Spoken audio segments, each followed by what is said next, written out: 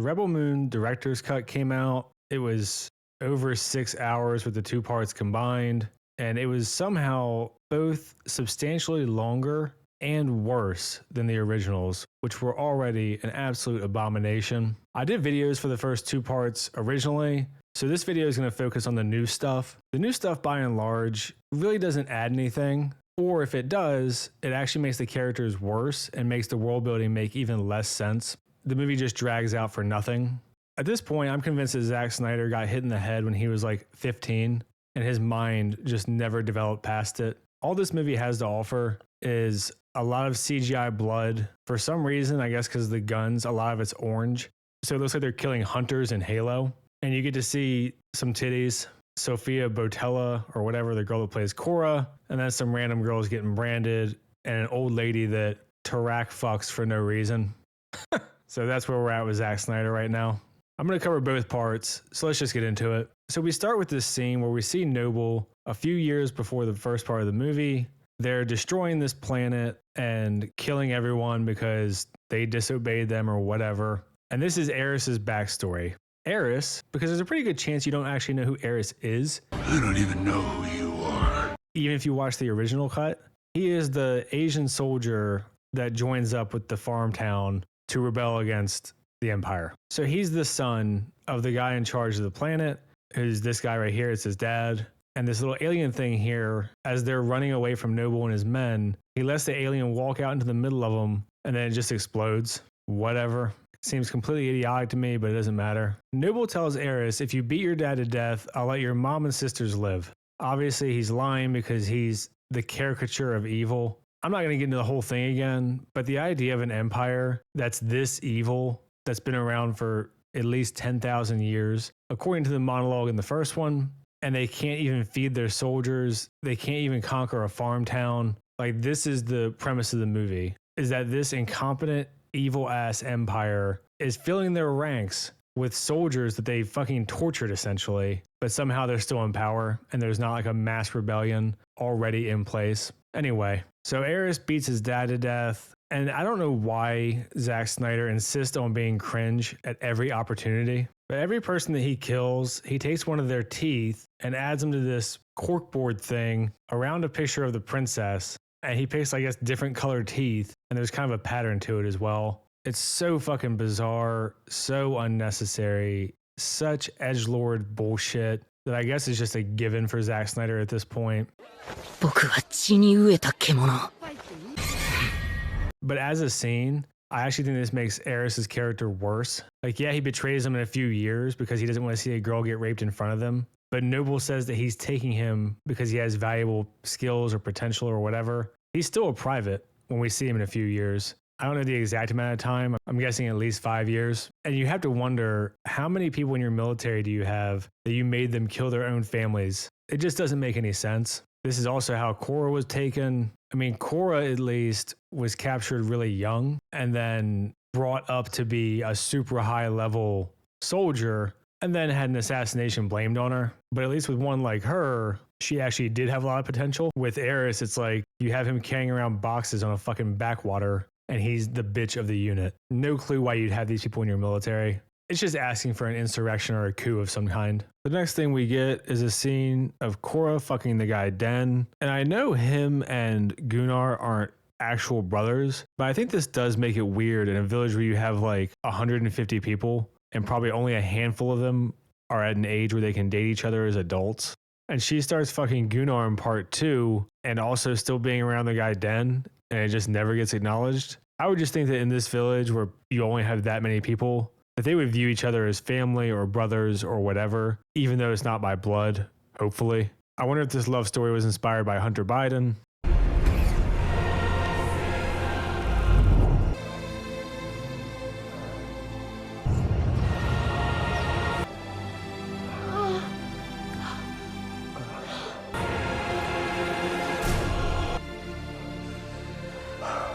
This scene, again, makes things way worse to me. Maybe I interpreted it differently in the original than other people did, but I thought it was kind of ambiguous if they were actually dating or if they were hooking up or if she was just attracted to him but kind of detached in the village. you know, you could kind of dismiss it. The main focus of romance for the story, at least if you want to call it that, is between Cora and Gunnar. I thought it made more sense that like she was more attracted to him, but then just ended up with Gunnar. When you see her riding this guy like she's trying to make haste to help the people of Rohan and Helm's Deep, it really makes her look bad, and it makes all of the romance stuff weird. You know, even if you interpreted it before as like they were hooking up, there's something a lot more visceral about actually seeing it. So even if that was the case, showing it I think was a huge mistake, and it makes everything after really fucking weird, and it never gets acknowledged. But whatever. I guess Zack Snyder thought both parts of this movie needed titties about 15 minutes in. Yep. I'm not going to rehash the original stuff, but I did want to show this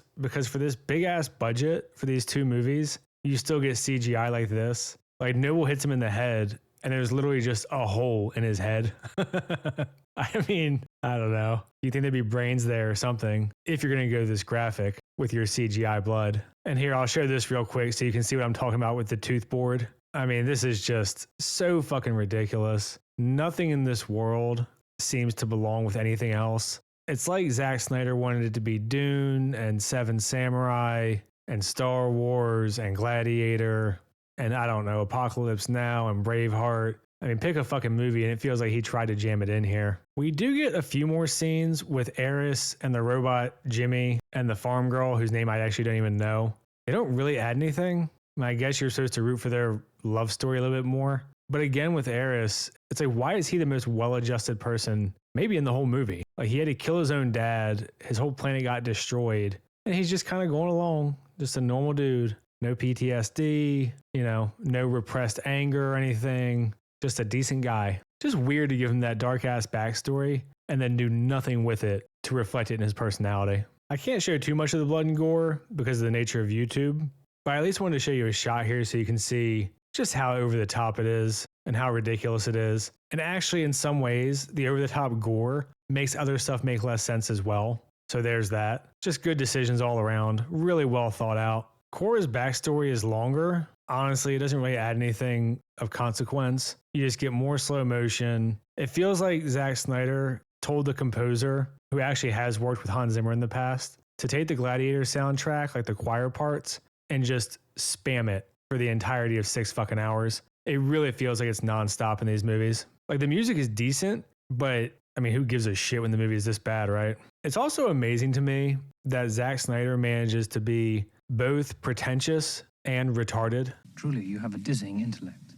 To me, that's how I would sum up these movies. Everything is just so over the top. You can tell he thinks he's such an auteur. It's also like wanting to be douchey while also being incredibly childish. Like you get these little Jimmy add-ins like this with Anthony Hopkins narrating, complete waste of his voice and talent. And it's like slow motion, ripping a cloth off a scarecrow. Now he has a cape. Ooh. I mean, give me a fucking break, man. Not to mention, they have scarecrows. What the fuck? Something that's really wrong with this movie, and I mentioned this in the original, but I'll mention it here too, is that this farm village thing, even if they don't want to use the technology of the Empire, they should still be aware of the technology. Like when they try to lie about how much grain they can harvest. You know, like if you went to an Amish town in the US, like Pennsylvania, Tennessee, wherever you want to find your Amish people, like they might not use any of our technology. I would guarantee that they know what a fucking car is and a cell phone and a TV. They've probably even heard of Facebook and stuff. It's all just really disconnected to a level that's beyond comprehension.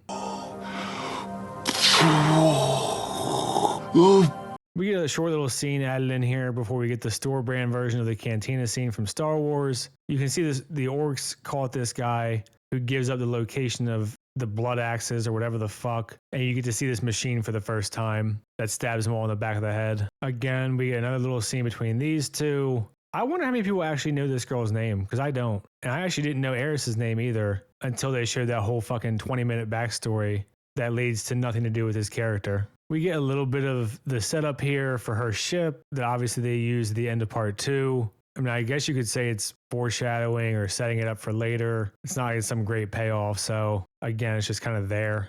Aris and the girl are trying to fix the ship. He can't do it. Jimmy comes and takes some sticks for his antlers or whatever and fixes the ship. So Aris knows that he's still around. A lot of this stuff really just pads out the runtime. It almost feels like how these Disney Plus shows release like 2 or 3 episodes for the premiere just so they can say they have more minutes watched. That's what this feels like to me. They go to get Tarak or Tarek, whatever. And I feel like it's a little bit longer than the original. Again, nothing really of consequence added. But I did want to mention there's a shot in here. Right now he's blacksmithing and he's wearing like a ball and chain.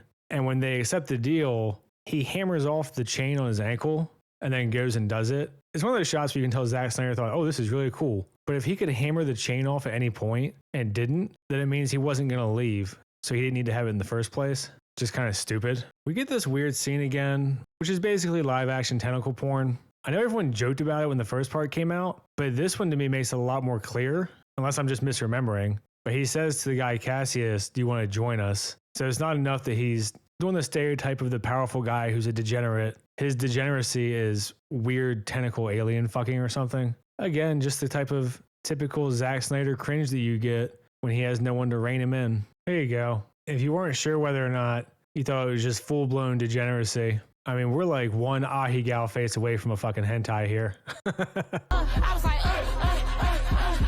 We get the scene where she fights the big giant spider thing again. But during part of the fight, she cuts open its belly and a bunch of little babies come out. And this was added in and actually makes it worse because a big part of the bitching that the spider lady is doing is that none of her babies will survive. And it's kind of hard to take that argument seriously when she just got cut open and like 200 of them just scuttled off and like they're good to go. Just weird and kind of dumb. If she had gotten cut open and they all died or were deformed or whatever, then you kind of reinforce the point. But when they all scuttle off, it's like, okay, well, they seem to be alive, so what's up? And then on top of that, Cora cries. And I noticed when I was watching this movie, she cries a lot. My Frankfurter fell. Oh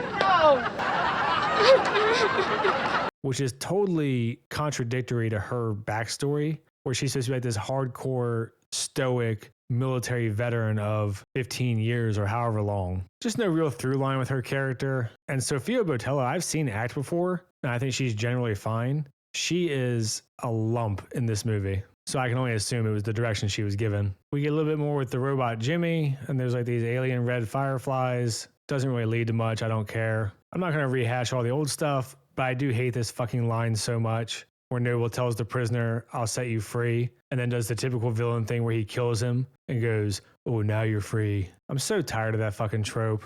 This conversation was in the original also, where Cora says, it was really brave of you to try to help the kid. And Gunnar says, oh, anyone would have done it. You're the same. But it also makes no sense when literally no one else fucking moved to help the kid except for him. Just another dumbass line. We see Cora get assigned to the princess. Really doesn't add much. This guy just says, oh, she told me she liked you. Because it's supposed to up Cora's guilt. Doesn't really have that desired effect. So I'm just going to keep moving. Move along.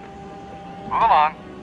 We see Farm Girl and Aris doing some scarecrow shit. Jimmy's picking grass or flowers or whatever. Again, just kind of padding the runtime here. They go get Titus. It's pretty much the same, but it just takes longer. And we have to watch him get a bath.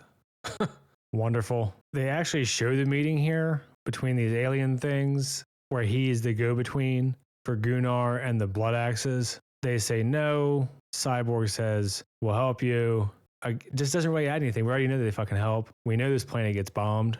No reason to add this runtime. Charlie Hunnam is talking to Cora, and he holds her hands, and when he goes to let go, she kind of reaches for him. So I don't know if we're supposed to just assume she's a big whore, or she's an empowered woman and can fuck whoever she wants. Kind of weird, because we know that he's a traitor. So make of that what you will, I guess. Especially considering after this fight, which takes like the rest of the movie, she fucks Gunnar like 10 minutes into the next one.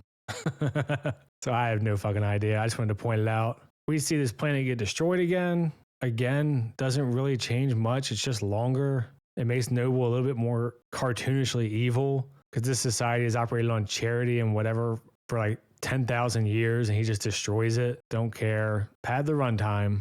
We get more of Jimmy hanging out in the woods. Nothing too much to say about it. It exists, I guess. But, well, there it is. We have the big ass fight. It might be a little bit longer. It's mainly just the same fight with more CGI blood. But Cyborg's sacrifice actually makes less sense in this one because of the excessive gore. Like, we see the guns just blow people apart. And even when he gets shot here, you see like big sprays all out of his back and shit. It's kind of hard to see in the image here, but you can tell there's a ton of blood coming out of him. And then he stabs the controls that somehow blow up the entire fucking ship. I don't know. How did the spaceships work? I don't care. Like it's not really about that. Still stupid. Then when they get back to Velt, which is the farm planet, they land at like this port thing and then have to buy the horses instead of just getting dropped off at the village. And this is literally just to set up the orc people following them so that Jimmy can kill them later on. That's all this does. There's no real purpose at all. And then obviously it pads the runtime, makes the movie longer because we had to watch them buy the horses. Here, Zack just goes full cringe. These Kali, or whatever these god things are called, are crying tears. And in the tears, you can see like galaxies. And at one point, Korra talks about how much pain they're in and explains that they're captured gods. Would love to know how they captured these gods that can power intergalactic travel. Presumably, they didn't have the ability to travel intergalactically at the time. I wouldn't even bother trying to make sense of it. But I also just wanted to point out that in the first one, when we thought they were fueling these things with charcoal, which was already retarded, we find out that it's the remains of their enemies. And this time when you see them and you look close, it's like skulls and ribs and bones and shit. Unfucking believable. Just the sheer stupidity. How did the spaceships work? I don't care. And this is pretty much the end of part one. We get this dumbass conversation where Belisarius is hanging out in this in-between world or whatever to talk to Noble. He says that he wants Korra alive. So he puts the guy in charge who just failed. And he bitches at him for just failing. Doesn't send more assistance, doesn't send more help. Literally just decides, hey, you fucked up. Let's repeat the movie again. Did it work for those people? No, but it might work for us. Wonderful leadership. Let's move on to part two. So here, I mainly paused so you could see, if you look close at the bottom of the screen, you can see that it's skulls and bones and shit. Fueling intergalactic travel, as all wonderfully developed sci-fi worlds do. We get some extra scenes in here where the orcs are watching the people in the village. Nothing really comes from it. Jimmy comes and fucks them up later. When the movie starts off and Noble wakes up from his coma, he says they're on Velt. So even though they're trying to reach out to the Empire and let them know that, hey, they're there, they already know by magic, so who cares? And then we get what I would call a pretty gratuitous sex scene. It feels like it goes on forever, and you get to see Sophia's titties again if you're into that. But I still think the whole thing is weird. Like they kind of view themselves as one big family, and they're just taking turns with Korra or what? Here's another scenario where we get more story in this cut, and it makes her worse. In the original movie, in this cut, we get a bunch of Belisarius' background and his rise in politics and blah, blah, blah. But he essentially explains to her that every person who is part of their rise to power is going to die because the princess wants the empire to be peaceful. So he tells her that she's going to assassinate the princess. And before, it seemed like she was kind of unaware of the assassination. And this makes it like straight up premeditated murder of a child. And she's supposed to be the person you're rooting for. Not really sure what's up with this, that just basic morality is failing in every fucking movie. I don't know, maybe Zack Snyder hangs out with Leslie Headland. Meaning that as a human audience member, you would be able to follow and relate with, maybe not the murder. And they all just decide, fuck it, who knows? We get even more. The slow motion grain farming feels longer, not really much to say. They still do this sit down at the table exposition dump for the backstories. Again, nothing of consequence added. Move along. Move along. This is all either the same or very similar, just their party, and she gives them their animals that they remind her of, and blah, blah, blah. We get some chanting from Digimon Hanzo. I'm sure I butchered his name. And Jimmy's over listening. Again, just kind of added shit that doesn't really change anything. The super important, deep, and meaningful romance between Aris and Farm Girl happens. They kiss, the orcs are grossed out. Adds a lot of time for nothing. Maybe a shitty joke if you laughed at the orcs, saying that they were gross for putting their mouths together. Tarak fucked this old lady. Are you lost? If you're interested in seeing her titties, go to Google. Or this is about an hour and 13 minutes into the movie. I guess she's got nice boobs for an old lady. Don't know why this was added or necessary. Don't care. The orcs go to report in. Jimmy cuts off the call, kills them, but they already headed to Velt anyway. So more stuff that is just unnecessary. The fight is a lot of the rest of the movie. I covered all the stupidity in my other video. It's still just as dumb. You've still got essentially muskets with laser beams firing. You can see the orange hunter blood everywhere. There's not really too much to say about it that I didn't already say. It's just as stupid as last time. Korra goes to put the bombs on the collie or whatever, and has some kind of special vision connection with it where it tells her it's okay and blah, blah, blah. Her species will get revenge. I don't fucking know. But something this movie does that actually makes the original worse again was I thought when she put the bombs in this thing, it was set up in a way that when they tried to draw power from it, it blew up the big ass gun and the ship. Turns out it was just lucky timing. So more details that made the movie worse. Stellar. It's a bold strategy, Cotton. Let's see if it pays off for him. We get the whole thing where Jimmy shows up and fucks everything up. I guess you're supposed to think this was more developed and set up now. I don't, but maybe some people do. I sound like fucking Donald Trump for some reason. Some people say that. They say it was set up well. I'm not one of those people. And there you go. You just got a really horrible fucking impression in the middle of a video. I'm going to be honest with you. I'm kind of retarded. Oh, yeah. And another thing with the big gun that Zack Snyder did to make the movie fucking stupider, Corey goes and kills everybody in the gun area so that she can control it, turns it on itself, and then shoots the ship as if with thousands of years of technological development, there would be no safety precautions to ensure that you can't shoot your own fucking ship. Of course, they're also using rotary aiming instead of just fucking computers and automation. I mean, our cars have power steering now, for Christ's sake. They win. We can celebrate Aris and farm girl romance. And this movie has about as many endings as Return of the King, except Return of the King needed them. This movie just won't fucking end. Why don't you just fucking die already? They're having their funeral thing, and Cora's crying and confesses who she is. And some village girl starts singing like folk Lord of the Rings style music, and everyone stops and listens. Whatever. And you think to yourself, oh, finally, it's over. Surprise, motherfucker. You'd be wrong. We get one more scene with Belisarius finding out about the king's gaze being destroyed. And I picked this part because it's zoomed out. But the scene starts zoomed in on this stained glass window up top. And there's actually another titty in here in the art. You can't tell from this far, but he snuck one more in there as artwork. Yep. And I guess Zach thinks that he's doing the end of Two Towers. Belisarius goes and stands over his however many men this is, 10,000 or something, I don't know.